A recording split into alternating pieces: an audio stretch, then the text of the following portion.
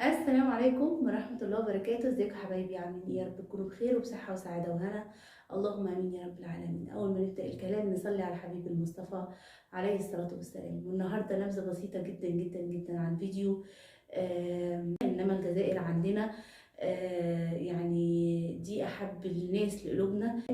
برضو احنا هنبدأ نتكلم عن البلد الحبيبة اللي احنا بجد بنحبها من قلبنا. بجد بجد من قلبنا من قلبنا من اعماق قلبنا من جوه. وشكرا جدا جدا جدا لحضراتكم وذوقكم الطيب والاسلوبكم الطيب جدا في الكلام. ويا رب يا رب يحفظكم ويحفظ بلدكم العظيمه الكريمه. بلد المليون ونصف شهيد، الله يرحمهم، اللهم امين يا رب العالمين. نسمع مع بعض احكي لكم القصه. قصة أخرى. القصة ديت سمعتها في رحلتي الأخيرة للجزائر الأسبوع الماضي. لقيت أحد الإخوة بيحكي لي هذه القصة. قصة عجيبة. أخ اسمه عبد الرحمن بيحكيها لي نقلا عن واحد.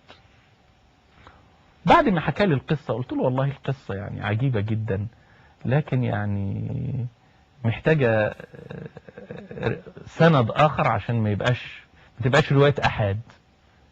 سبحان الله، الكلام ده كان في الجزائر العاصمة. تاني يوم رايح مدينة قسنطينة عشان أحضر مؤتمر في جامعة الأمير عبد القادر. ألاقي في الطائرة يجلس إلى جواري واحد جزائري. أول ما قعد جنبي بيقول لي مش أنت فلان؟ قلت له أيوة أنا فلان. قال لي أنا أحكي لك قصة عجيبة حصلت معايا. حكى لي القصة. قلت له أنت تعرف الأخ عبد الرحمن في الجزائر العاصمة؟ قال لي لا. إيه القصة؟ واحد وهو في الحج في منى في أيام التشريق، وهو نايم بالليل في منى، رأى النبي صلى الله عليه وسلم في المنام. النبي صلى الله عليه وسلم بيقول له يا فلان اذهب إلى فلان في مدينة كذا وبشره بالجنة. سماله واحد في مدينة من المدن الجزائرية، أنا عارف اسم المدينة مش هقولها. روح لفلان ابن فلان في مدينة كذا بشره بالجنة. فالراجل بيقول إن هو قام من النوم مستغرب، المدينة دي فعلا في الجزائر بس أنا معرفش الراجل ده.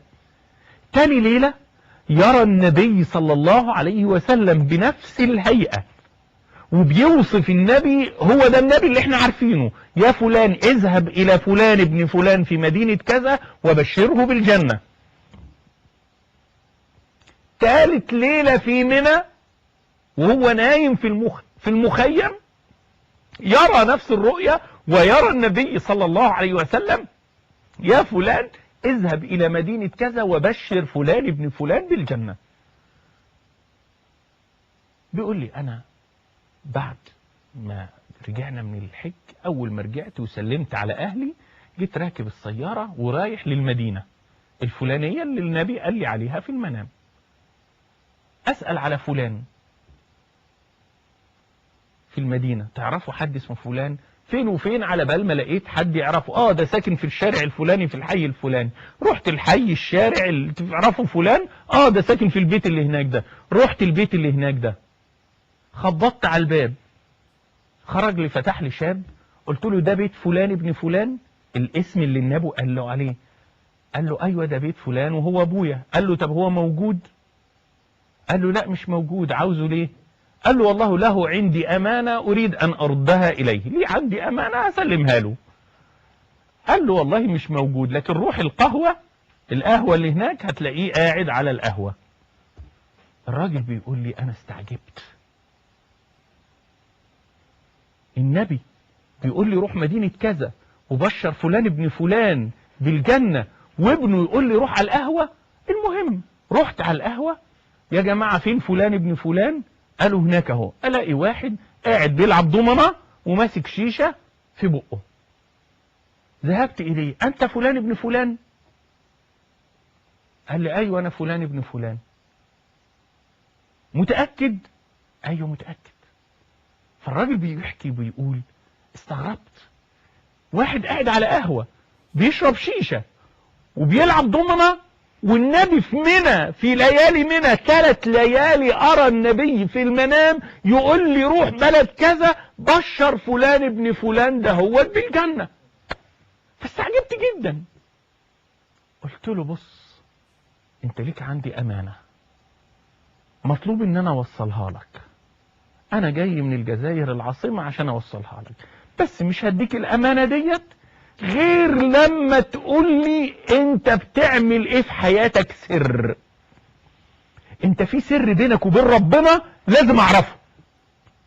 هو الراجل الحاج بيقول ان انا استغربت جدا، ازاي النبي يقول لي روح بشر فلان ابن فلان ده هو بالجنة وهو قاعد على القهوة بيشرب شيشة وبيلعب ضمنة؟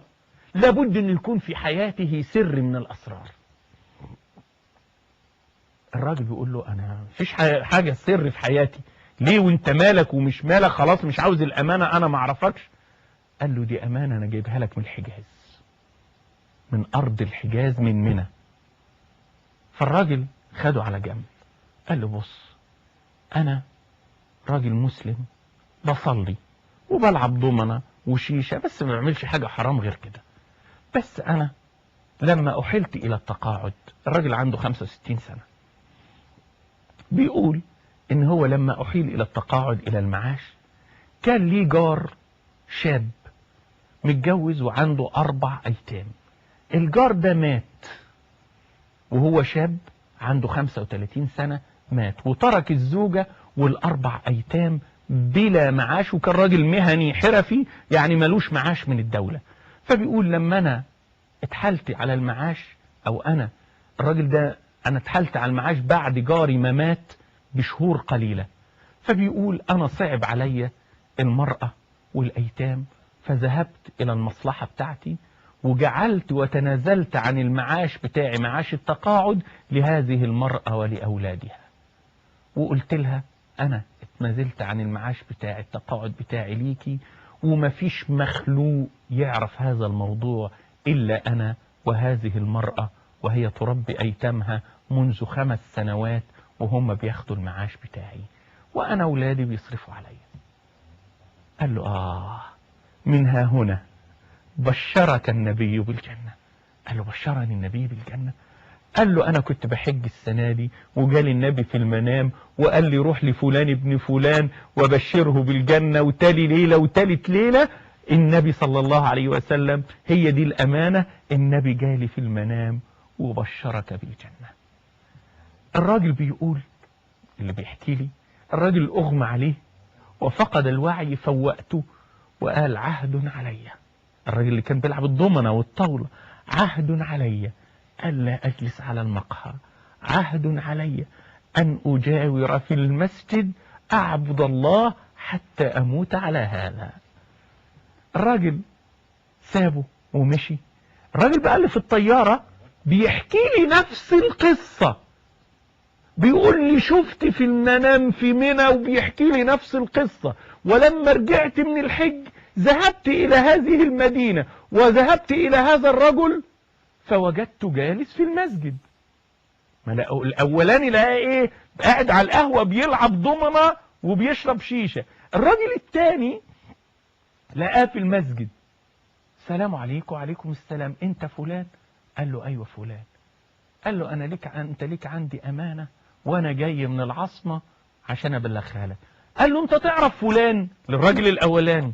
قال له لأ. قال له إيه الأمانة اللي عندك؟ النبي جالك في المنام وقال لك تبشرني بالجنة؟ قال له أيوة. طبعا دي آية من آيات الله عز وجل، رجلين 2 حجاج في منى يروا نفس الرؤية لمدة 3 ليالي ويذهبوا إلى الرجل. خلوا بالكم يا جماعة، نتعلم من القصة دي. أنا شخصيا كنت حابب جدا أن أنا أروح إلى هذه المدينة وأرى هذا الرجل وأسلم عليه، هذا الرجل الذي بشره النبي صلى الله عليه وسلم بالجنة. الراجل اللي شافه هو قاعد على القهوة بيلعب ضمنة وبيشرب شيشة قال لي سبحان الله. أنا بسأله بقول له أنت اتعلمت إيه من القصة ديت؟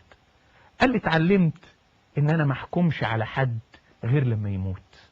الراجل ده انا اول ما شفته استعجبت ازاي النبي صلى الله عليه وسلم يبشر واحد بالجنة وهو قاعد على القهوة بيلعب دومنة وبيشرب شيشة.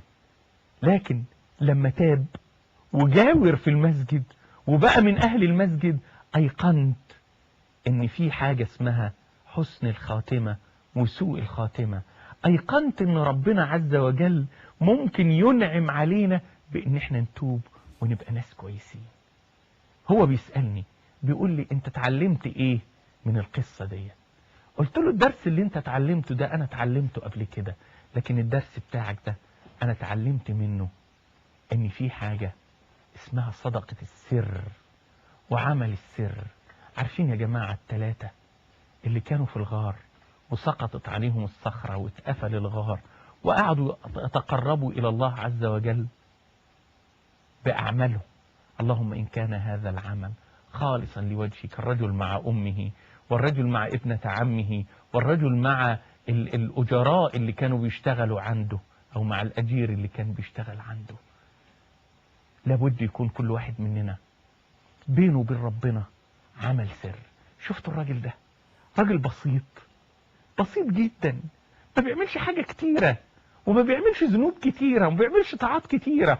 راجل زي كل الناس مننا، بيصلي وبيصوم بيأدي فرائض ربنا، لكنه برضه بيقعد على القهوة يسلي وقته ويلعب دومنة ويشرب شيشة. لكن في سر بينه وبين ربنا، هو عمله والموضوع مش في باله، عمله لمجرد ان الناس دي الايتام دول والارملة دهيت صعبوا عليه، تنازل ليهم عن معاش التقاعد بتاعه ومحدش يعرف حاجة عن الموضوع ده اطلاقا. وربنا عز وجل يجعل البشارة دهيت سبب لتوبته وان هو يجاور في المسجد ويموت على طاعة. نتعلم حاجتين مهمين جدا، ان احنا ما نحكمش على حد هو موجود على ايه دلوقتي. الله اعلم ان ابن ادم يسبق عليه الكتاب فيعمل بعمل اهل الجنة او يعمل بعمل اهل النار. الراجل اللي على معصية ده مين يدريك ان ربنا ممكن يتوب عليه؟ الراجل الصالح اللي انت بتراه من اولياء الله من يدريك انه لا يفتن ويضل؟ لا تؤمن الفتنة على حي. كل المشايخ والعلماء والاولياء اللي انتوا بتشوفوهم ممكن يضلوا، ممكن. كل الناس الوحشين الفساق والفساد اللي انتوا بتشوفوهم ممكن يتوبوا، ممكن. ما نحكمش على حد بالظاهر. اتمنى بجد الفيديو بتاع النهارده يعجبكم وينول اعجابكم ان شاء الله باذن الله، ويا رب دايما اعرف اصور لكم جديد، وان شاء الله باذن الله القناه تعلى بيكم وليكم ان شاء الله. اسيبكم في رعايه الله. السلام عليكم ورحمه الله.